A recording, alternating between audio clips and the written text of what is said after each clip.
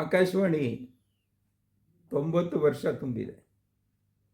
ಈ ಸಂದರ್ಭದಲ್ಲಿ ಒಬ್ಬ ಆಕಾಶವಾಣಿಯ ಜೀವನ ಪರ್ಯಂತದ ಒಂದು ಶ್ರೋತೃಗನಾಗಿ ಒಂದು ಸಂಭ್ರಮದಿಂದ ನಾನು ಶುಭಾಶಯಗಳನ್ನ ಹೇಳೋಕ್ಕೆ ಇಚ್ಛೆಪಡ್ತೀನಿ.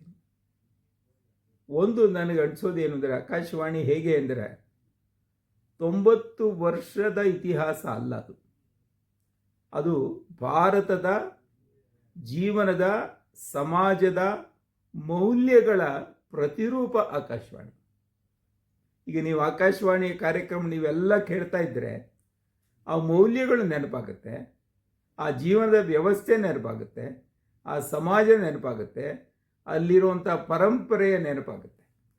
ಇವತ್ತು ಹಿಂದಿನ ಹಳೆಯ ನಮ್ಮ ಇಡೀ ಜೀವನಕ್ಕೆ ಕೊಂಡಿಯಾಗಿ ಆಕಾಶವಾಣಿ ಕೆಲಸ ಮಾಡ್ತಾ ಇದೆ.